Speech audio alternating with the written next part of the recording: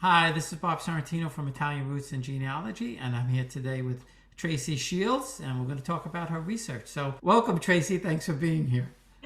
Thanks for having me. The first question I usually ask everybody is, why, how, and when did you get started doing research on the family? Tiny little bit of background. My mother is all Italian. My father was Irish, but we were always much more involved in my mother's side of the family, closer to my mother's side of the family. And so, of course, I grew up with the belief that family is everything, and I loved my family, and we expressed a lot of joy and tradition when I was growing up.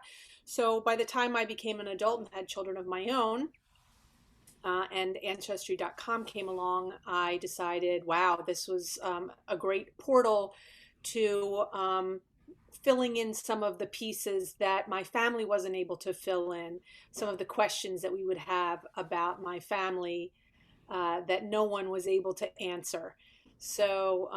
My mother, many years ago, did research on her mother's side, my grandmother, so my mother's mother. Her parents came from L'Aquila and Teramo, around Abruzzo area. So many years ago, she did research there, found birth certificates and things like that. Uh, and then years later, we decided to do her father's family, and he came from a small little town called Casalduni, uh, uh, northeast of Naples. And we didn't know anything about his family because basically his mother had left her five children, mostly all boys, and took off with another man and went to Oh, Detroit. Yeah, very wow. fun little. So nobody ever talked about her, and nobody ever knew a lot about her, never knew much about her. So I thought, you know what, I'm going to start to research her. And it kind of got started from there, trying to figure out who she was, why she left, where she came from. So, no, so she was from, so I just want to make sure if I heard you right, she was born in Italy and she had come to America, or she went from Italy straight to Detroit? We're talking about my great grandparents Yeah. now. And my great grandparents, what we ended up finding out about this side of my family, my grandfather's mother and father, um, and in particular my great grandmother who left and went to Detroit. So she married my great grandfather Donato Izzo um, in I want to say 1899. She was 15 years old Wow. and he was 27 years old. They both grew up and were born in this little town, Casalduni. And when I tell you it's a little tiny town, it's a little tiny town. I was when I was we had recently gone there in August, my mother, my son, and myself to go do our research. And I was concerned about my mother walking. She's 72 years old. And when I looked at the map of the town, it literally takes 5 minutes to walk from one side of the town to the other side of the town. So I was like, oh, I can do this. She can do this. Um, and then in they had a baby there. They got married in 1899, had a baby, and in 1901 they took the ship from Naples. They took a ship from Naples to I guess Castle Garden, Mhm. and and they arrived in October of 1901. And together, I want to say they had eight children. And by the eighth child, she had had enough of my great grandfather, and I guess she left him for another man while they were living in Philadelphia, South Philadelphia. And she took her three youngest daughters, or she took her three daughters, and she left everybody else and went to Detroit and had two more children. And then the finale was my Aunt Dolly, who was the oldest daughter, was left to help raise my grandfather and the other children there. And my great grandmother, the one that took off and left, ended up dying at age 38 in childbirth with her 11th child. And the 11th child also passed away also. Wow, that's some story. That's an Yeah, incredible story. we were really surprised to learn those facts. Those you had asked me what were some really amazing facts that we had learned, and that was pretty much it. Learning all about her life was pretty cool because Well, nobody yeah, knew. yeah, and women just didn't pick up and leave like that back then. That was Yeah, yeah, very unusual to do something like that. very, very. I heard, I did hear rumors that my great grandfather drank a lot and was angry, and so it's very possible that she couldn't deal with him. However, I think that there was a lot of hurt and sadness. My grandfather was left when he was 5 years old by his mother, and the fact that she left them behind is a sad fact. And we Sure. used to Yeah. used to they didn't like her very much, and she got a bad rap for leaving them behind for all these years. But who knows why she left them behind and took others with her. Yeah, and it's funny you mentioned that you have an Aunt Dolly. I had an Aunt Dolly also, and you did not dare say her real name. You Her, yes, was her real name by any chance Italia? yes, Oh no, maybe it was a maiden name. that's Italia. incredible. Yeah, wow, that's so funny. Yeah. So where was this Aunt Dolly from? Well, she was from the Bronx. Okay. She was born in the Bronx. So, boy, she would be sure she'd be probably over 100 by now. Uh, but yeah, her name was Italia. Her last name was Di Panisse. That was her maiden name. Wow, Uh, deep Denise. Okay. and but that's so funny. That was a nickname for Italia. Yeah, I don't know. Dolly.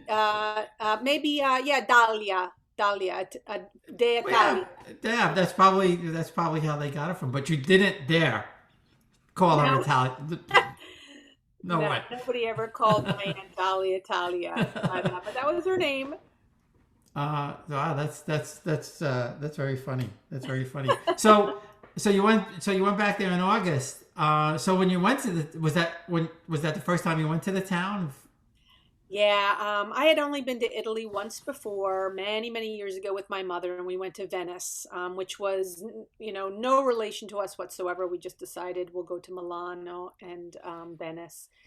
Um, and so this time, my mother had been back a couple times to the Abruzzo area, and but this time I had hopped on some message boards, which is where I thought which is where I met you or where you saw me, and one in particular was Casalduni Roots, and or it is run by a woman named Anna Salamone Frangiosa. She's in Australia, and she runs this website for Casalduni, and I, just would randomly read some of the posts and things, and I guess I started getting more involved once the pandemic hit, and not only that, but my sister-in-law said to me, I have my ex-husband is from Spain, so my two sons are half Spanish, and I was trying to get back to Spain, and I couldn't because of the pandemic.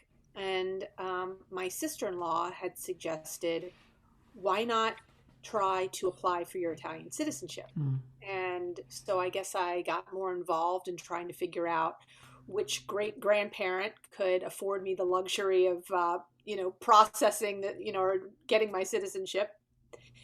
And so I started looking into my great grandfather and hanging out on the Casalduni page, and I just got more and more involved. And eventually, I found a company called Bella Italia Genealogy, run by a guy named Alessandro Bovino, and I can share that information with you. He's a great guy. He's all Italian, but he lived here for many years in the United States and speaks English like he was from, New York or whatever, maybe Chicago. I think that's where he spent most of his time. But I connected with him, and he offered to give me not only a tour of Casalduni because he works in the Campania region of Italy, but to also help me with some of my genealogy. I, in particular, wanted to find more information on my great grandparents, Donato Izzo and Carmela Romano was her name, his 15-year-old bride. And so I did. I hooked up with him, and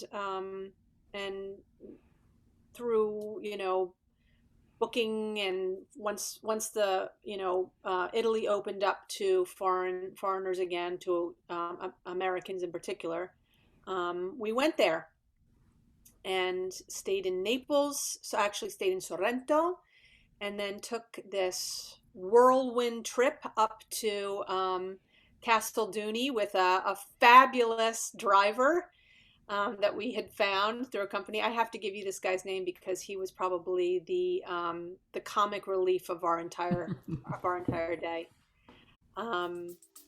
Yeah, so we went up there in August. My mother, my son, and myself. We'll be right back.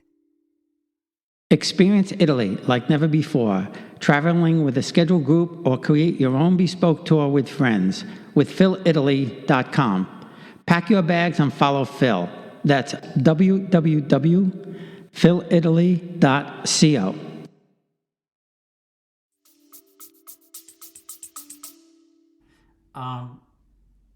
So I want to ask you what it was like when you got there, but I used Alessandro also, so isn't this weird? We got the Dolly and we got the Alessandro connection. And I've been trying to get him on an interview for 2 years, and we had it booked, and then something happened. But I'll get him eventually. But I found him, boy, I guess it's maybe 4 or even 5 years ago. I was really hired him to look for the Sorrentino family because I could not find anything about my father's family. There was nothing on the Antonati, nothing on family search, ancestry, nowhere, no how. So I hired him for that, but he found a lot of stuff and confirmed things on my grandmother's family that I was pretty sure, but I wasn't 100%. And he found a lot of records for my dad's mother, who comes from these two noble families, and with that help, I was able to piece together even more. Sorrentino, I hadn't heard from him for about a year, and I was just ready to give up. And my cousin Louisa, who used to live with my grandparents, the Sorrentino grandparents, and I would ask her questions, and because she kind of knew, and there was nobody else to ask. She passed away. The day after she passed away, I get this data dump of the Sorrentino family. Wow. So coincidence, maybe. Yeah. It was, and Louise she could be a real pain in the ass. So if anything was going to prompt Alessandro to send this stuff, it was going to be her popping into his head one day. Yeah. And so I got a great records on my great grandfather, who I couldn't find, and able to connect his family back to like the early 1800s and find out exactly where they were from. We were told they were from Caserta. They were actually from Nocera Superior, and somehow they wound up in Naples. I'm not quite sure. So what was it like when you got back to the town? Emotional? It was very emotional. It was very Casalduni, which is very close to Caserta, it's a very small rural village in the mountains northeast of Naples, and it took forever to get there, and just winding up through countryside and farmland. And when we finally got there, it's the heat of August, and no, there's nobody in the streets because Mm. it's probably 11, 12 o'clock in the afternoon, so it's too hot to really be out. But it was just a beautiful day, and the some of these buildings haven't changed in 500 years. Who knows? Well, actually, it wouldn't be 500 years. It would around the time of 1846. When the town was rebuilt after, um, I guess, a civil war of some sort before the king took over. Um, but we met with the manager of the little museum there. His name is Mirko Borelli, and really super nice guy. And we had lunch at his parents' place, I shouldn't say lunch. We had a little snack of coffee, and it. My mother cried hysterically when she first arrived. It was very emotional for her, to be in the village of her grandparents.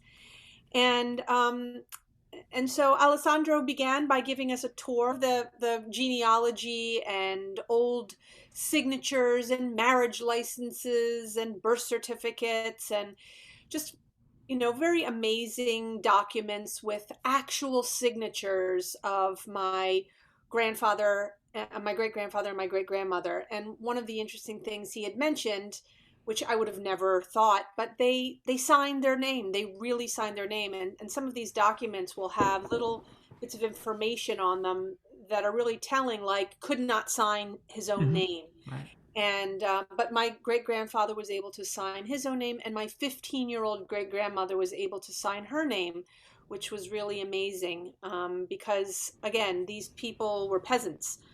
My great grandfather was a shoemaker, and my great grandmother was a housewife. Um, and so there was that, and we took a tour and we found the streets that they grew up on, that they were born on, and that was amazing to see this. We weren't able to find the actual house, but I mean, there's like three or four houses on these streets, like nothing there, so you can really just assume that you found where they probably lived. But the most amazing thing that we ended up encountering, or discovering, I should say, was we went and had lunch at a winery up there, and I can't remember the name, but it's owned by a woman named Filomena Casbarra and her husband Tony De Ciccio. It's Decicco. I don't know how to pronounce that. Um, Fabulous couple. We had this wonderful lunch, a typical Italian lunch, and we were there. We were tired from walking around all day, and we were just they had, because it's a winery, they gave us wine, and the food was amazing. And at the end of eating our, I guess, second course, Alessandro says, "I have a surprise for you." But sitting around this table, and there was probably 10 other people there besides us, sitting around this table, you have family. We found Oh, wow. family here for you. And we were like, "What?"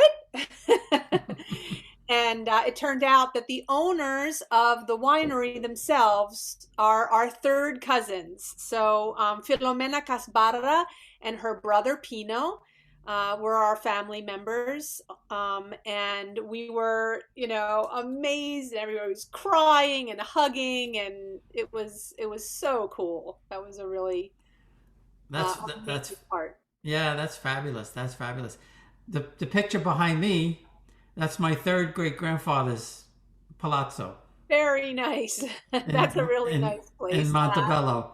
My mom's grandparents, not quite that big, but they actually did own their own house in Torito, which is, Nice. amazing as it was. Is like my uncle said, they were better off than most because they actually owned their own house.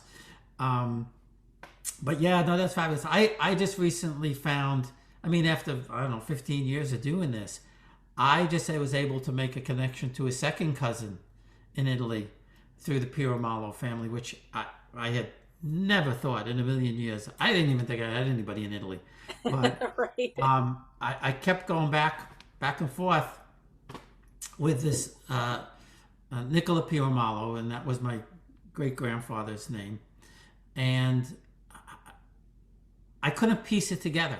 I couldn't piece together uh, his connection to me. And then with the help of a fourth cousin, Cincia, we were able to ascertain that I was. I knew that my grandfather had siblings, uh, um, and that's how we made the connection with her. I had one child was missing, or I had the name wrong. I don't remember which it was. And there's so many children in these families. Yeah, yeah, and I think I his one of the children's name was Enrico, and I think I had something else. It was close, but I had something else. Well, anyway, we were able to figure out that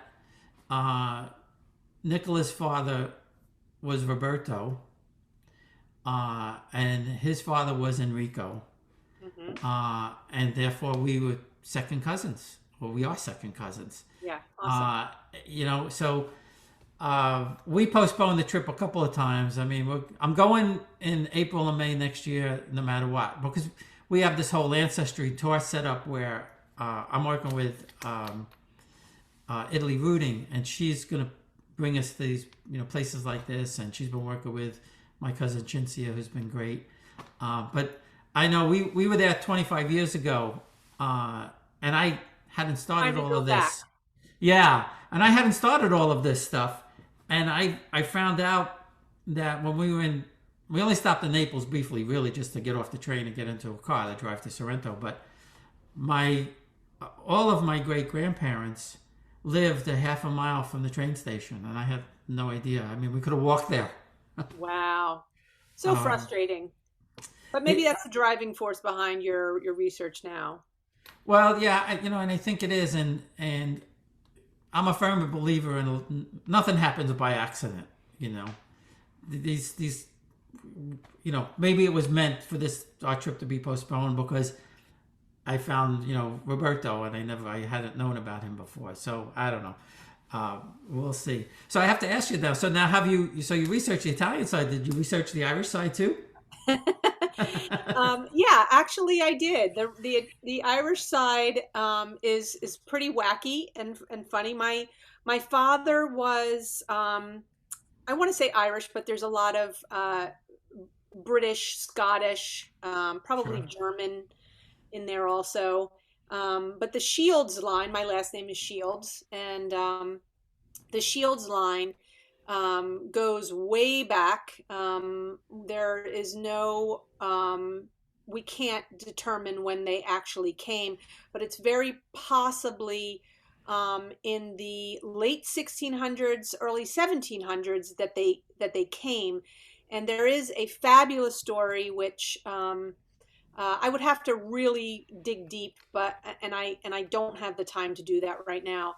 But there's in Williamsburg, Virginia. There's a Shields Tavern, and it was owned in the 1700s by a William Shields, and his father had been kicked out of Ireland by the government and sent to Barbados, where he not only populated Barbados even more, but then 2 years later, he took a ship and came to Williamsburg, Virginia, and his son had started the Shields Tavern, and we believe that we go back to that line. But again, who knows? It's it's really funny how the Shields line is very entrenched in the United States, whereas my mother's family, I'm third generation Italian on my mother's side, but I go way, way back on my father's side. So it's Well, yeah, and that's the case because they didn't start coming till much later. I have to send you the link to Kai White. Kai he's an excellent, he's an author and a genealogist, and he's a West Point graduate, and he's researched his family. So if he knows anything about the Shields. That's the guy to ask because he would Yeah. know. And he did my chart. When I contacted him, because I knew he does these things with the tracing back people here back to England, and if they have noble roots, and all of that kind of stuff. So I said, well, I have noble roots in Italy. I said, but can you trace them back? And he said, I don't know. He said, tell me the family. Mm-hmm. So I gave him the family, and he said, oh yeah. He said I could trace them back, and he did this amazing chart for me. And he's an interesting guy anyway. But my children, they're adopted, and I've told this a couple of times. But my daughter, we were able to trace her family back, and she's a direct descendant of Daniel Boone. Wow. And a direct descendant of Captain Morgan the pirate. And she's also a dispenser from Princess Diana's line. And I said, your great whatever it was, grandfather was Daniel Boone. She said, who's that? I was like, oh, don't they teach this stuff in school anymore? But she was only 19 at the time. I was like, and as though, when I was growing up anyway, we had the Davy Crockett show and the Daniel Boone show. I guess that's all gone, so nobody knows about that stuff anymore. So it was pretty funny. But so that's that. Well, that's why I asked about, because I figured the Irish side, they've come early, but to be able to go back, because the Irish didn't come that early. But to your point, I guess if he was either kicked out or banished or whatever, that's why he wound up in Barbados. Yeah, I have no idea. We'll be right back.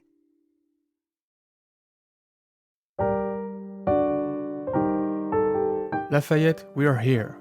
The French history podcast for the American public by a Frenchman. Learn all about France's fascinating history, its great characters like Charlemagne, Joan of Arc, Louis XIV, or Napoleon, but also the great events that marked France, Europe, and sometimes the whole world. Lafayette, we're here. Available wherever you get your podcast or on LafayettePodcast.com. À bientôt.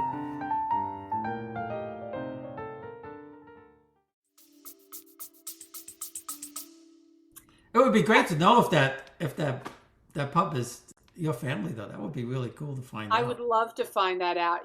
Again, the line through Ancestry.com seems to go right back there, but who knows? Who knows? I might be skipping somebody. And the more research I did on my Italian side, the more I realized the mistakes that you can make on Ancestry and the dead ends that you sometimes end up with. And that's part of what I really enjoy about researching. But it's also the frustrating part, that you think you've connected with people and they say, nope, sorry, I'm connected to the one in the Bronx, or I'm connected to the one in Chicago. It's like, oh, okay, redirect. Yeah. And that's what going back to Alessandro, that's where he helped with some of my paternal grandmother's side, but also finding somebody in Italy, because when I started questioning them and said, well, this is my third great grandfather, and he had, from what I found, he had, 3-4 sons and a couple of daughters, and you can have a connection to them. And when they started sending pictures, that was, and you could see the family resemblance. And there's one photo of, I guess Stefania's my third cousin, I think. Mm-hmm. And my cousin Susan is my second cousin. And there's pictures of this woman in Italy and my cousin Susan, and they could be sisters. It's amazing, isn't it's it? Unbelievable. Yeah. And and I know, DNA and all of that, but to be that far away and then to look so much alike, it's just incredible. And even a picture with there's a photo of my I think my grandmother's first cousin, with her mother. Her mother, who at the time was 100 years old in 1960. But again, they could be sisters. They look that close, Yeah, that's amazing. and the same build and all of that kind of stuff. It's just really, really something to find that kind of stuff. Yeah. Well, I appreciate you taking the time. Obviously, I love this stuff. I've been doing it, and it's great to talk to people who have the same passion. Yeah. And, where I'm in a couple of groups now where we're trying to get this out to the younger people, because we're so worried about this history getting lost, and Yeah. and what did your kids think about finding all of this stuff? So my youngest son, who came with me, absolutely loved it. In fact, he's 21 years old. He was 20 when he came with me, and you wouldn't think that a 20-year-old would be interested in something like that. But at the end of the day, that one day that we spent in Casalduni, he just looked at me and he said, "Mom, I really thank you for sharing this. I'm so glad I came. This really meant a lot to me to see this side of my family and to know this history, because I think with him, I've really focused on the Spanish side. Mm-hmm. He lived in Spain for a while. I lived in Spain for a while. And so my mother would always get very frustrated, like, don't forget the Italian side, and so this was enlightening to him, I think. And I definitely know that he will continue to hold on to his Italian tradition, or recognize that it's there, and he's got access to all the research that I did and that my mother did, which is great. My other son, not so much. But again, they're going to have it all when I'm dead and gone. So. Yeah, and that's one of the things that we're trying to. So I'll let you know, and if he's interested, we're trying to do something similar. And Frank DiPiero, one of the guys that I'm working on with, he keeps saying the same thing over and over again. He said, we need to get the kids to Italy. He said, if we send 100 kids, he said 90 won't care, 10 will feel some connection. He said 1 or 2 are going to want to preserve this. And he says those are the people that we need to connect with. Going back to my generation, 60 years ago or whatever, there were Polish schools in the Polish community. There were Hebrew schools in the Hebrew communities. Spanish, of course. And they, all of these people who do this stuff say the same thing. The Italians didn't do it. And he said, I'm sure we all would have hated it if Mom sent us to Italian school on Saturday. Yeah. But we have that connection now. And that's one of the things that they're trying to invoke and try and get, because we're losing it in the States, and that's what everybody's worried about. Yeah, you're absolutely right. And, that's part of being American, is to adapt and to kind of, meld into the American culture. I have wonderful stories that I grew up with. That my grandmother spoke Italian when she was young, and then when she went into the school system and realized that everybody was speaking English, she wanted nothing to do with Italian. Mm-hmm. And so she ended up speaking absolutely just so perfectly. She was very, very well-spoken woman. And I think it's because she spent her whole entire life trying to perfect the English language and get away from the Italian. And the same with my grandfather.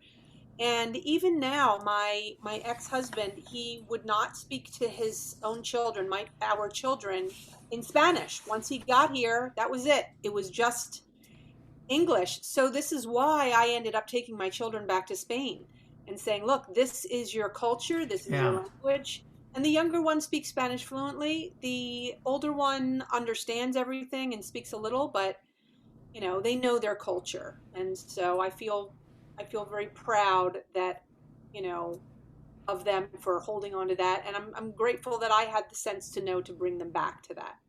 Yeah, no, absolutely. Yeah, that was great. And, like my parents spoke Italian, obviously, because both their parents did, but, they didn't teach us, so, And like I said, I probably would have hated going to Italian school, but Yeah. 60 years later, 70 Right. years later, I would have been very happy to know it. So. We have the words that the words here and there that my mother would use, but none of us speak Italian, but we like the stutta zit, and Yeah. they're all pronounced incorrectly anyway, but Aspet, that one, everybody knows that one.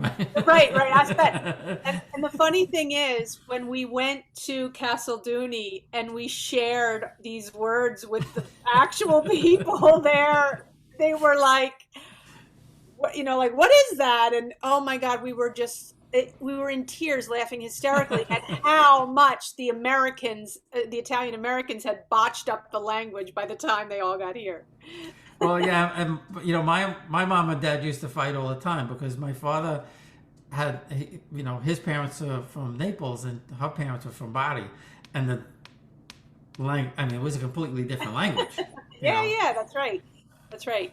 And one of the mysteries here that I created a book because my great grandfather was a chef, and he in South Philadelphia, and we were trying to figure out where some of the recipes had come from, and he was from Abruzzo, and the important thing was we grew up thinking all of his recipes were from Abruzzo. Well, that's not true. He was sharing his recipes and he was talking about recipes with other guys that had come from Italy, from all over Italy. Mm-hmm. So some of his recipes were from Sicily, some of them were from the south, some of them were mostly all of them were from Campania, but they weren't necessarily the recipes that he grew up with. And the same with the language and the words that they started to readapt here were shared between all of them. So right, yeah, it changed. Yeah, I just got a couple of recipes from my cousin, real authentic Italian recipes, and I said, when I come, we have to write all of these down. I have a couple from my grandmother. I like to cook, so I have all kinds of cookbooks and stuff like that. But if you buy an Italian cookbook in America, chances are that's not what they eat in Italy. I found one or two that are pretty close, and but I just spoke with somebody from there, and I asked her that question. I said, what's the difference? And she said, the way you eat it. She says, you put everything on the plate at the same time. We don't do. Exactly. Yeah, that's a big difference. But I'll tell you something. When you eat someone's home cooking, the home cooking is still very, very traditional. Mm-hmm. So when you go to a restaurant, of course, you're going to get, Italian fusion now in Naples or wherever you go, Sorrento. You're going to get, totally different kinds of foods in the restaurants in Italy today. But when you go to someone's home in Italy, and they still carry those traditions, that sauce is very, very similar to the sauce that I grew up with. Right. Like that doesn't change, and it's cooked for hours. And the way they communicate about food that's still a shared connection that we have. The way we communicate about food is, food is life, and we talk about how it's made and how long it sits, and how when you were a child you came in and you dipped the bread in we say gravy here in Philadelphia, but it's obviously sauce there. They still talk about it like that, and those kinds of things are what never seems to go away. Yeah, no, exactly. Well, thanks again. But it's like saying the Italian goodbye. I thanked you, and now I thank you again, and we'll try to get out the door at some point. Yeah. But I really appreciate you taking the time and giving us your stories. Thanks for having me. I enjoyed it.